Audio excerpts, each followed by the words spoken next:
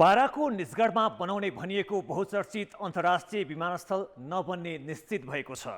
कान्तिपुर समाचारमा आज काठमाडौँ महानगरपालिकाको प्रमुखमा बालेन्द्र शाहको जित सुनिश्चित, पत्नी हत्याका दोषी सशस्त्र प्रहरीका पूर्व नायब महानिरीक्षक रञ्जन कोइरालाको मुद्दा अदालतले उल्टाएपछि अब उनी थप 11.5 वर्ष जेल बस्नुपर्ने अनि पेट्रोलियम आयातको जिम्मा निजी क्षेत्रलाई पनि दिने गृह कार्य।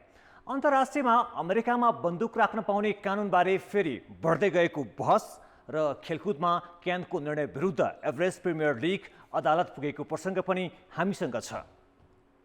नमस्कार, अब मुख्य समाचार। बाराको निजगढमा अन्तर्राष्ट्रिय विमानस्थल नबनाउन सर्वोच्चको आदेश। सरकारले अहिलेसम्म गरेका सबै निर्णय बदर, सत्ता पक्ष र प्रतिपक्षको एकै स्वर, विकासमा हस्तक्षेप दुर्भाग्यपूर्ण। सरकारको नीति तथा कार्यक्रममाथि विपक्षको चर्को आलोचना, सत्ता पक्षको बचाउ।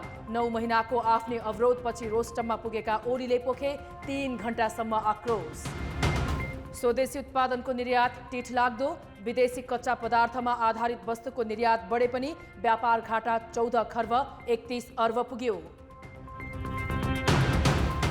रूस युक्रेन युद्धले खाद्यान्न र ऊर्जामा अचाक्ली मूल्य वृद्धि, विश्वव्यापी मन्दी आउन सक्ने विश्व ब्याङ्कको चेतावनी, चीनको लकडाउनले समस्या थप जटिल बन्ने चिन्ता। र विश्वकप लिग 2 का लागि नेपालको तयारी पूरा, अमेरिका भ्रमण चुनौतीपूर्ण रहेको मुख्य प्रशिक्षक दशानायकेको प्रतिक्रिया, भरोसा युवा खेलाडीमाथि।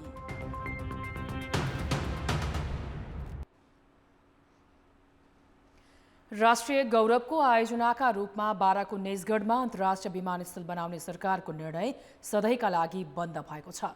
सर्वोच्च अदालतले निजगढमा अन्तर्राष्ट्रिय विमानस्थल बनाउन सरकारले गरेका अहिलेसम्मका सबै निर्णय बदर गरिदिएको हो। अर्को वैकल्पिक विमानस्थल चाहिने भए निजगढको विकल्प खोज्न पनि सर्वोच्चले आदेश दिएको छ। सर्वोच्च अदालतको बृहत्पूर्ण इजलासको आदेशसँगै अब निजगढमा अन्तर्राष्ट्रिय विमानस्थल बनाउने बाटो बन्द भएको छ। सरकारले यसपालिको नीति तथा कार्यक्रममा पनि निजगढमा विमानस्थल बनाउने भनेको छ, तर सर्वोच्चले सरकारले गरेको निर्णय वन मन्त्रालयको वातावरणीय अध्ययन प्रतिवेदन र निजगढको 8045 हेक्टर जङ्गल नागरिक उड्डयन प्राधिकरणलाई दिने निर्णय बदर गरेको हो। वरिष्ठ अधिवक्ता प्रकाश मणि शर्मा र रन्जु हजुर पाण्डेले 2 वर्ष अघि दायर गरेको रिटमा सर्वोच्चका न्यायाधीशहरू हरिकृष्ण कार्की, विश्वम्भर प्रसाद श्रेष्ठ, ईश्वर प्रसाद खतिवडा, प्रकाशमान सिंह राउत र मनोज कुमार शर्माको इजलासले ऐन, कानुन र वातावरण सम्बन्धी विधि शास्त्र हेरेर विकल्पबारे निर्णय गर्न सरकारलाई परमादेश दिएको छ।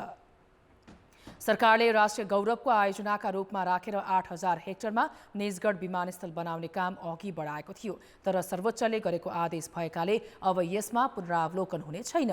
तराईको 4 कोसे झाडी तथा निजगढको टाङ्गिया बस्ती क्षेत्रमा करिब 24 लाख सालका रुख काटेर विमानस्थल बनाउने सरकारको योजना थियो। संरक्षणकर्मी व्यक्ति तथा संस्थाले भने वातावरण तथा वन्यजन्तुलाई क्षति पुग्ने भन्दै विमानस्थल बनाउने सरकारको निर्णय विरोध गर्दै आएका थिए। 2071-72मा सुरु भई 2085-86 मा सम्पन्न गर्ने लक्ष्यसहित 1 खर्ब 65 अर्ब रुपैयाँ कुल लागत अनुमान गरिएको यो आयोजनामा अहिलेसम्म 61 करोड खर्च भएको छ। काठमाडौँको भन्दा ठूलो र धेरै क्षमताको विमानस्थल बनाउने विषयसँग काठमाडौँदेखि तराई जोड्ने द्रुत मार्गको भविष्य पनि जोडिएको छ। यसैबीच निजगढमा अन्तर्राष्ट्रिय विमानस्थल निर्माण नगर्न सर्वोच्च अदालतले दिएको आदेशलाई सरकार र विपक्षी दलले विकासमा अवरोधको संज्ञा दिएका छन्।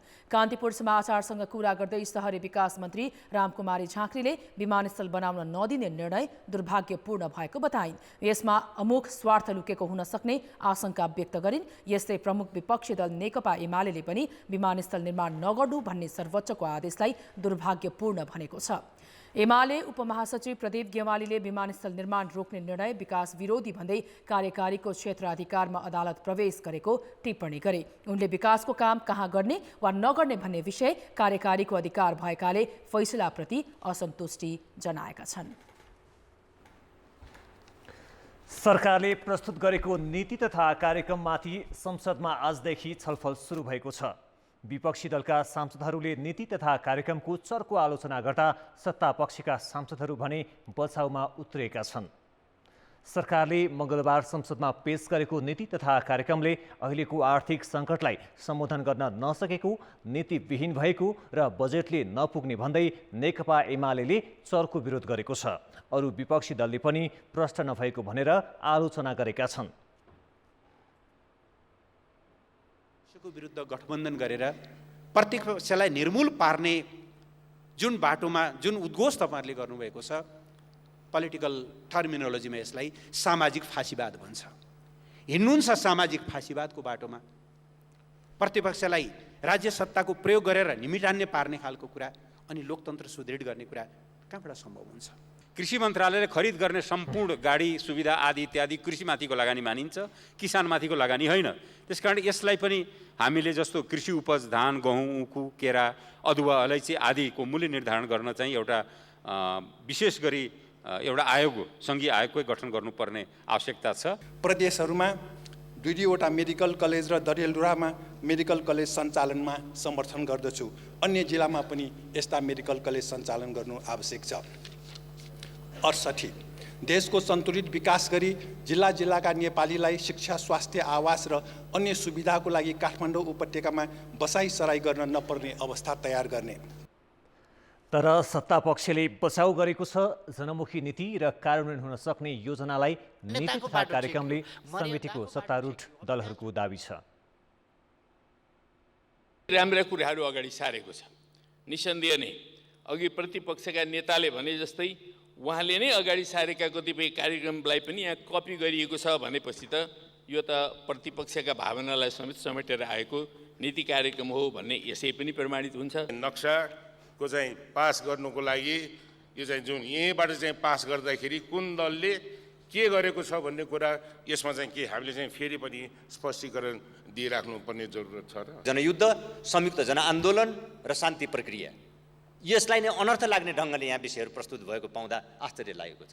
शान्ति प्रक्रिया कसैको आत्मसमर्पण थिएन, त्यहाँ आत्मरति कसैले लिनु जरुरी छैन। हामी आफू आत्मनिर्भर हुनको निम्ति, खाद्यान्नमा आत्मनिर्भर हुनको निम्ति पनि हामीले खाद्यान्न उत्पादनमा जोड दिनुपर्छ। नीति तथा कार्यक्रममाथि भोलि पनि छलफल हुनेछ। जेठ 15 गते यसैको आधारमा सरकारले बजेट प्रस्तुत गर्नेछ। यसपालि 17 खर्ब रुपियाँ भन्दा बढीको बजेट ल्याउने सरकारको तयारी छ। दुई पटकको विघटन अनि पुनर्स्थापना लगत्तै 9 महिनासम्म संसदलाई बन्धक जस्तै बनाएर ऐन कानुन निर्माण गर्न र अरू कुनै कामै गर्न नदिएको नेकपा एमाले बाध्य भएर सदनको अवरोधबाट पछि हटेको हो। स्थानीय तह निर्वाचनबाट दोस्रोमा खुम्चिएपछि निशर्त संसद चल्न दिए पनि त्यसअघि एमाले सांसदहरूले सदनमा देखाएको रमिता धेरैले बिर्सेका छैनन्।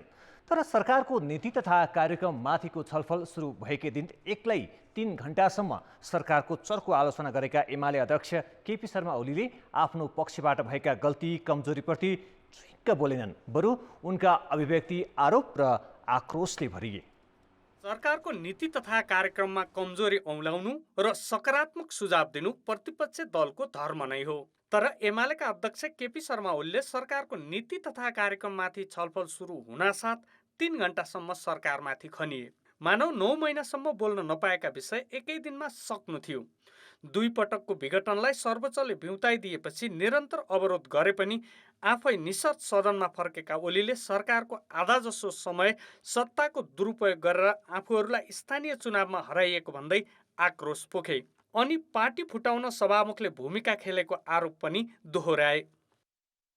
साउन 25 गते हामीले निष्कासन गरेको सांसदहरूको भदौ 1 गते सम्माननीय सभामुखजीका हामीले प्रस्तुत गरिसकेको कुरालाई 10 दिन पर्खिएर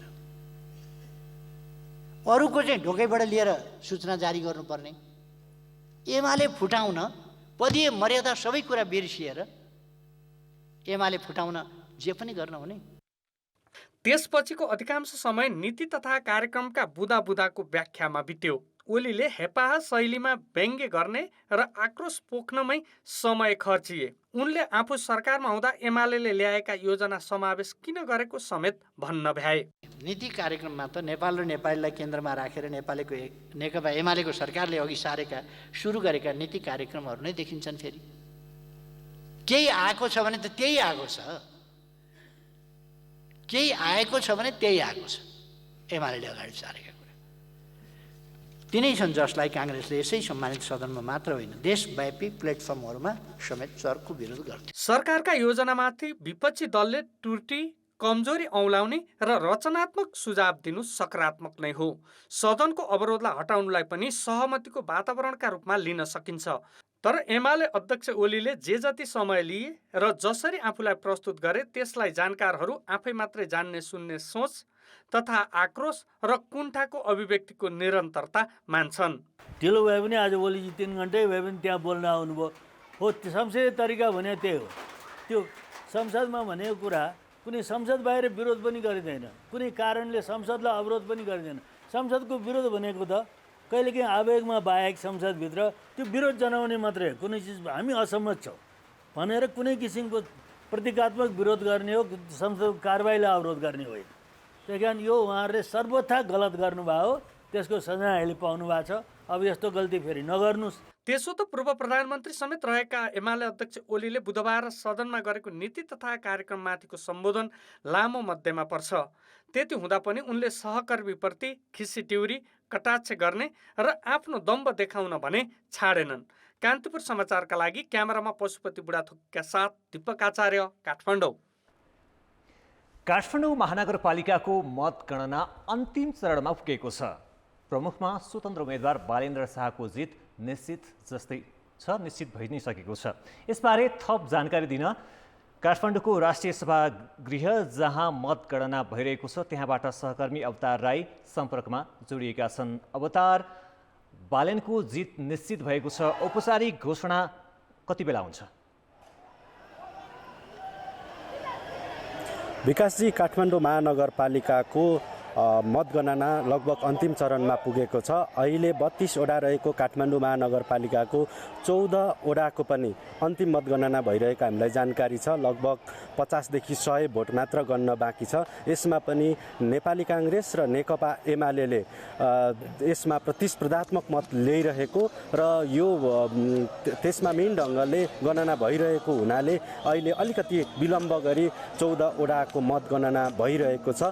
यो झन्डै 5 घण्टादेखि 1000 मतगणनाका निमित्त त्यहाँ प्रतिनिधिहरूको बाक्लो उपस्थिति र मेन ढङ्गले गणना गर्दाखेरि अलिक ढिलो भएको हो। विकास, खास गरी अहिले सबैभन्दा बढी मतदाता रहेको काठमाडौँ महानगरपालिकामा 1,91,171 मत खसेको थियो। त्यसमध्ये सुरुवातदेखि नै प्रमुखमा स्वतन्त्र हैसियतका बालेन्द्र शाहले निकै फराकिलो अन्तरका साथ प्रमुख पदमा जित सुनिश्चित भइसकेको छ भने यता उपप्रमुखमा नेकपा एमालेका तर्फबाट सुनिता डङ्गोलले पनि गठबन्धनका उम्मेदवार यता रामेश्वर श्रेष्ठ एकीकृत समाजवादीका नेता समेत रहेका उम्मेदवारलाई निकै फराकिलो अन्तर झन्डै तेब्बर मतान्तरका साथ जित सुनिश्चित भइसकेको छ। विकास, खास गरी अहिले केही बेरमा यसको अन्तिम नतिजा त आउँछ, तर मुख्य निर्वाचन अधिकृतको कार्यालयले हामीलाई जानकारी गराएअनुसार काठमाडौँ महानगरपालिकाको मतगणना भइसके पछाडि फेरि सर्वदलीय बैठक बसेर सबै वडाहरूको पुनः त्यसलाई सबै सर्वदलीय बसेर पूर्ण प्रमाणित गर्दै भोलि 8 बजे अन्तिम मत परिणाम घोषणा गर्ने र 32 वडाका सबै निर्वाचित प्रतिनिधि र प्रमुख उपप्रमुखलाई प्रमाणपत्र वितरण गर्दै मुख्य निर्वाचन अधिकृतको कार्यालयले आफ्नो जिम्मेवारी सम्पन्न गर्ने भनेर हामीलाई जानकारी गराएको छ। यहाँ खास गरी काठमाडौँ महानगरपालिकाको मतगणना स्थल यो राष्ट्रिय सभागृहमा आज दिउँसो नै सबै मत परिणाम सार्वजनिक हुने सम्भावना थियो, तर विभिन्न प्राविधिक कठिनाइका कारण अहिले पनि मत परिणाम सार्वजनिक हुन सकिरहेको छैन। यसर्थ दिउँसै मत परिणाम सार्वजनिक हुने भइसके पछाडि आज स्वतन्त्र हैसियतका बालेन्द्र शाहका शुभचिन्तक समर्थकहरू निकै बाक्लो गरी सभागृह बाहिर उपस्थित भएका थिए र उनीहरूले काठमाडौँ महानगरपालिकाका सम्पूर्ण परिसर सम्पूर्ण क्षेत्रमा परिक्रमा गर्दै बृहत र्यालीको समेत आयोजना गर्ने गरी कार्यक्रम तालिका नै सार्वजनिक गरेको थियो। त्यसका निमित्त निकै बाक्लो यहाँ भिडभाड भएको थियो। दिउँसोदेखि नै नाराबाजीसहित बाक्लो गरी उपस्थित भएका समर्थक शुभचिन्तकहरूले नाराबाजी गरेका थिए। विभिन्न ढङ्गले चाहिँ बाजागाजासहित उपस्थित भएका थिए। दिउँसो साँझ पख निकै बाक्लो गरी यहाँ वर्षा भयो। त्यतिखेर तितरबितर भएका भिड फेरि पुनः अहिले पनि बाहिर तपाईँ देख्न सक्नुहुन्छ। यतिखेर पनि नाराबाजीसहित बाक्लो रूपमा स्वतन्त्र हैसियतका बालेन्द्र शाहका शुभचिन्तक समर्थकहरू उपस्थित भएका छन् र उसलाई चाहिँ निकै हर्ष उल्लासका साथ बालेन्द्रका शुभचिन्तक समर्थकहरू हामी दृश्यमा देख्न सक्छौँ। उनका समर्थकहरू बाहिर जम्मा भइरहँदाखेरि बालेन्द्र शाह चाहिँ त्यहाँ उपस्थित छ या छैन? बालेन्द्र शाह खास गरी आज बिहान यो मत परिणाम यो गणना भइरहँदाखेरि सभागृहमा उपस्थित थिए। उनी दिउँसो झन्डै 2 बजेसम्ममा मुख्य निर्वाचन अधिकृतको कार्यालयले मत परिणाम सार्वजनिक गर्ने तयारी गरेको थियो, अर्थात् त्यो अटकल सम्भावना थियो। यसर्थ 4 बजेसम्ममा उसको टिमले उसको चाहिँ बालेन्द्र शाहको टिमले हामीलाई जानकारी गराएअनुसार 4 बजे राष्ट्रिय सभागृहमा सहभागी हुने र यहाँको अन्तिम मत परिणाम पनि त्यो बेला आइसकेको हुनाले त्यस पछाडि आइसक्ने हुने सम्भावना रहेकाले त्यस पछाडि शुभचिन्तकका साथ नगर परिक्रमा गर्ने कार्यक्रम तय भएको थियो। तर त्यस पछाडि अझ यो लम्बिँदै गइसकेपछि बालेन्द्र शाह भने कार्यक्रम स्थलमा सहभागी छैनन्। विकासजी धन्यवाद। उनी थिए राष्ट्रिय सभागृहबाट सहकर्मी अवतार राई र अब करिब 50 मत मात्र गर्न बाँकी रहेको हामीलाई पछिल्लो जानकारी प्राप्त भएको छ र त्यहाँका उम्मेदवार काठमाडौँ महानगरका उम्मेदवार जो बालेन्द्र शाह जसको विजय भइसकेको छ, औपचारिक घोषणा मात्र बाँकी छ। यसको औपचारिक घोषणा भोलि बिहान 8 बजे गर्ने निर्वाचन आयोगले जानकारी दिएको छ। यसबारेमा जानकारी गराउँदै थिए सहकर्मी अवतार राई। समाचार चाहिँ बाँकी छन्। सशस्त्र प्रहरीका पूर्व डीआईजी रञ्जन कोइरालाको सजाय घटाउने फैसलालाई सर्वोच्च अदालतले उल्टाइदिएको छ। निलम्बित प्रधान न्यायाधीश चोलेन्द्र शमशेर जबरा र न्यायाधीश तेज बहादुर केसीको इजलासले गरेको फैसलालाई आज कामु प्रधान न्यायाधीश दीपक कुमार कार्की तथा न्यायाधीशहरू टङ्क मोक्तान र कुमार चुडालको विशेष अदालत इजलासले उल्ट्याउँदै 20 वर्ष नै कैद कायम गरिदिएको हो। जिल्ला र उच्च अदालतबाट जन्मकैदको सजाय पाए पनि सर्वोच्चबाट 11.5 वर्ष सजाय कटौती भएपछि 2077 साउन 8 मा कोइराला कारागारबाट मुक्त भएका थिए। यस लगत्तै महान्यायाधिवक्ताको कार्यालयले सर्वोच्च अदालतको फैसला पुनरावलोकनका लागि निवेदन दिएको थियो। तर आज सर्वोच्चको विशेष इजलासले जिल्ला र उच्च अदालतले गरेको फैसला सदर गरेको हो। डीआईजी कोइरालाले 9 वर्ष अघि पत्नी गीता ढकालको हत्या गरेको पुष्टि भएपछि जिल्ला र उच्च अदालतले 20 वर्ष कैद सजाय सुनाएका थिए। अब जनताको आवाज हामीले 7 प्रदेशमा सोधेका छौं। आगामी बजेटमा कस्तो कुरा समेटियोस् भन्ने चाहनुहुन्छ? जनताको आवाज प्रायोजक अम्बे स्टिल्स, जे बन्छ दिगो बन्छ, 3 गुना बढी टिक्छ, दाम ठीक छ। हुलास ग्याल्भोलुम, शक्तिशाली हङ्सी सिमेन्ट अब 53 ग्रेड सहित Hongshi cement. Dish Home Fibronet presents Megafi खुशीको अपग्रेड। साधारण बल्ब भन्दा उज्यालो वेगा एलईडी बल्ब, भविष्य उज्यालो छ। पञ्चकन्या टीएमटी फलामे छड सदैव विश्वासिलो। जगदम्बा सुपर शाइन तथा जगदम्बा ग्याल्भा प्लस जस्ता पाता। भविष्य सोचौं, स्मार्ट बनाऊ, पानी बचाऊ। Panchakanya stainless steel tank. 64-65% चालुको खर्च छ, यसलाई कम गरेर पुँजीगत खर्च 23-24% यसलाई बढाएर लैजानुपर्छ। डाँडा काँडा भएका जग्गाहरू छन्, तिनलाई बाटो पनि राम्रो व्यवस्था हुन पर्यो। नेताहरूले खाइपाइ आएको तलब सुविधा चाहिँ राज्यले कटौती गर्नुपर्छ। महिला मैत्री योजना नयाँ ल्याउनु पर्यो। दूरदराजका कुराहरू लिएर गएर ती ठाउँहरू पनि समेटिनुपर्छ। कृषि सम्बन्धी बजेट आयो भने राम्रो हुन्थ्यो। शिक्षामा बढी लगानी गर्नु पर्यो। स्वास्थ्य र शिक्षा नै एकदम महत्त्वपूर्ण नै विषय। शहरी विकासका कुराहरूलाई पनि योजना बनाएर लाग्यो भने र शिक्षा र स्वास्थ्यलाई विशेष जोड दिन पर्ने चाहिँ देखिएको छ। सकेसम्म कृषिमा बढी जोड दिनुपर्छ। महँगीले आकाश छोएको छ, यसलाई पनि नियन्त्रण गर्नु पर्यो। स्वरोजगार हुने खालका कामहरू गतिविधिहरू चाहिँ धेरै गर्नुपर्छ। महिला सशक्तिकरणको लागि बजेट हुनुपर्छ। जनताको जनमुखी बजेट आउनु पर्छ। गरिब, निमुखा, असहाय, सीमान्तकृत वर्गको लागि आउनु पर्यो। तल्लो वर्गको मान्छेहरूको चाहिँ उत्थान हुने खालको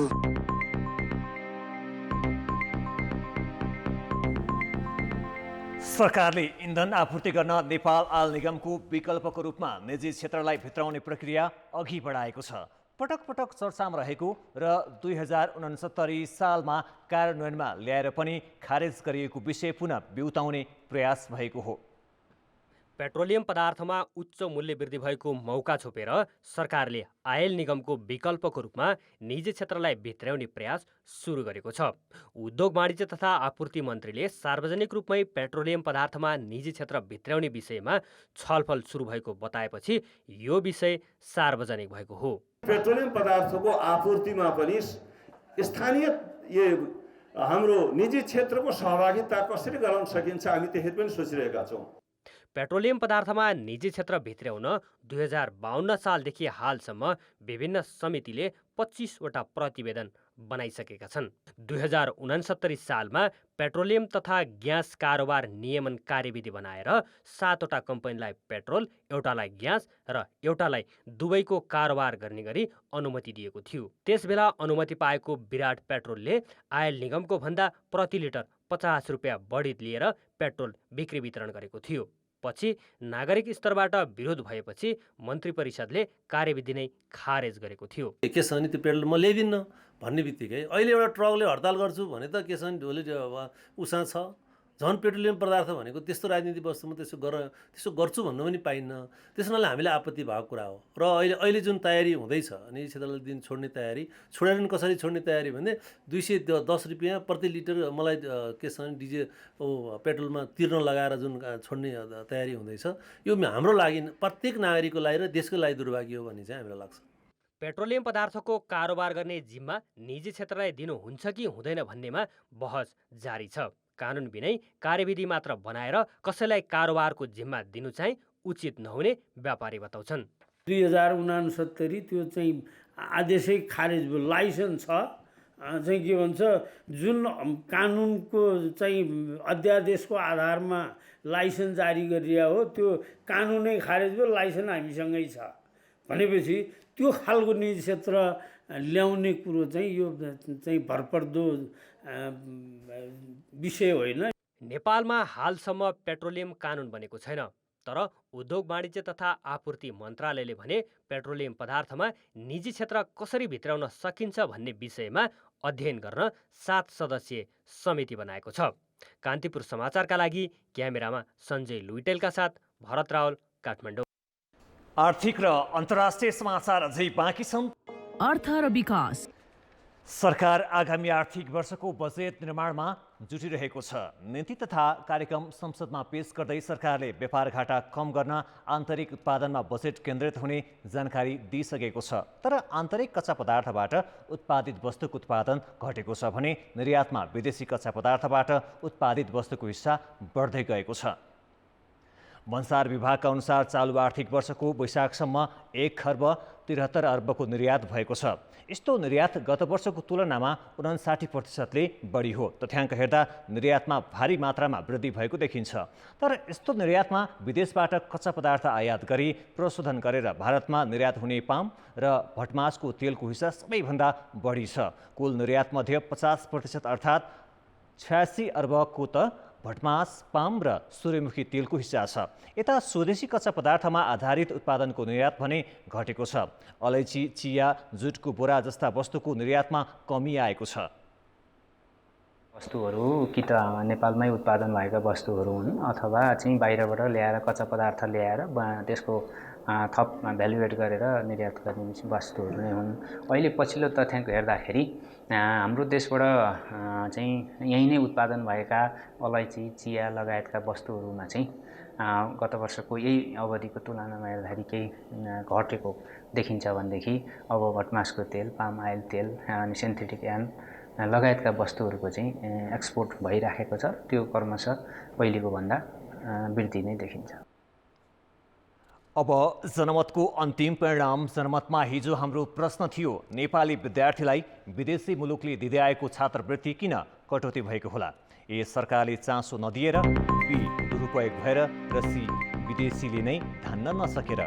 जनमतको अन्तिम परिणाम यस्तो छ। ए सरकारले चासो नदिएरमा 32%, बी दुरुपयोग भएरमा 53% र सी विदेशीले नै धान्न नसकेरमा 15% मत प्राप्त भएको छ। अब जनमतमा आजको प्रश्न।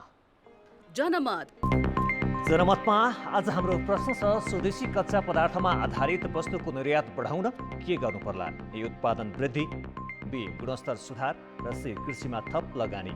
जनमतको अन्तिम परिणाम भोलि साँझ 8 बजेको कान्तिपुर समाचारमा प्रसारण गर्नेछौँ। कृपया NEWS news space A, B वा C टाइप गरी 34001 मा SMS गरी आफ्नो मत व्यक्त गर्नुहोला। खेलकुद समाचार। कान्तिपुर खेलकुद समाचारमा स्वागत छ।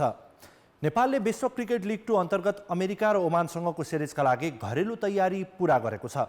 मुख्य प्रशिक्षक प्रबोध दासा नायकेले अमेरिका भ्रमण चुनौतीपूर्ण रहेको बताएका छन्। लिग 2 को तयारी स्वरूप नेपालले घरेलु मैदानमा जिम्बाब्वे ए विरुद्ध एकदिवसीय सिरिज खेलेको थियो। 3 खेलको सिरिज जितेको नेपालको ब्याटिङ युवा खेलाडीमा निर्भर रहेको प्रशिक्षक दासा नायकले बताए। उनले सन्दीप लामिछाने कप्तान र रोहित पौडेल उपकप्तान रहेको टिमका लागि अमेरिका भ्रमण सहज नहुने पनि बताए। We are kind of a different combination. First time we are going, with our few senior players, and the youngsters have taken the leadership in especially in the batting department. So that we have put them into pretty well situations during this training period, and I'm happy how they have come out. So I'm confident that we'll do well. यसअघिका 3 सिरिजमा नेपालले मध्यम प्रदर्शन गरेको छ। तालिकाको 6औं स्थानमा रहेको नेपालले 12 खेलमा 6 जित निकालेको छ। 16 खेल खेलेको अमेरिका 14 अङ्कसहित 5औं स्थानमा छ। शीर्ष स्थानको ओमानका लागि भने लिग 2 को यो नै अन्तिम सिरिज हुनेछ। नेपालको लक्ष्य अमेरिका र ओमानलाई रोक्दै 4 खेल नै जित्ने हो।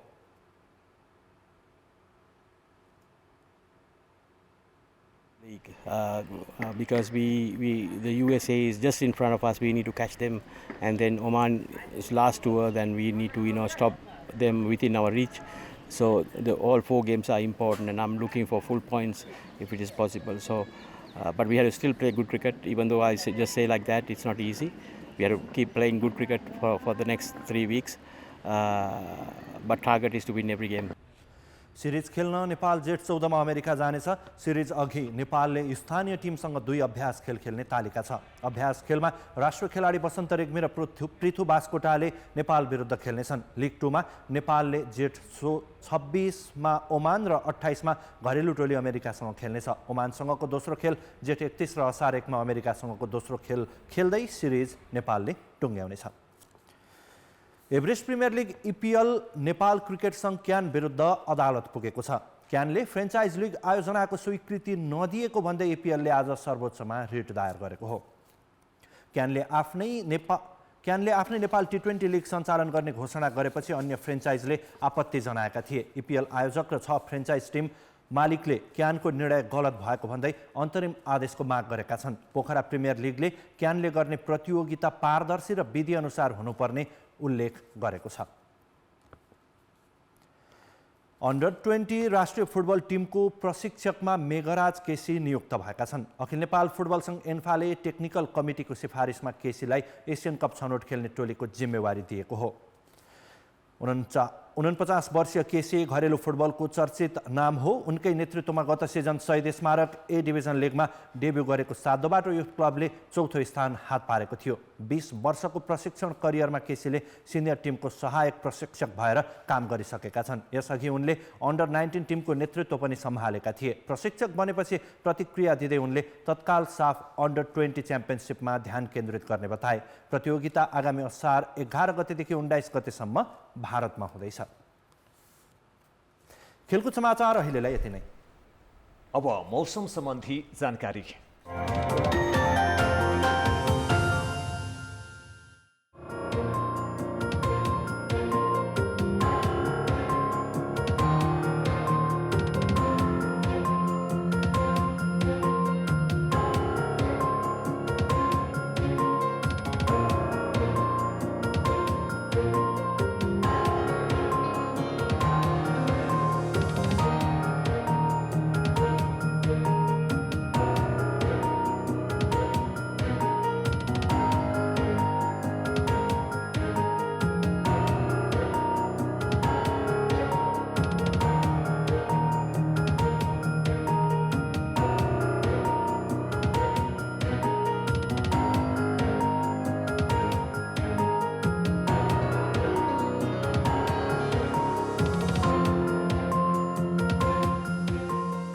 कान्तिपुर समाचार अहिलेलाई सकियो। कान्तिपुर टेलिभिजन हेर्दै गर्नुहोला। नमस्ते।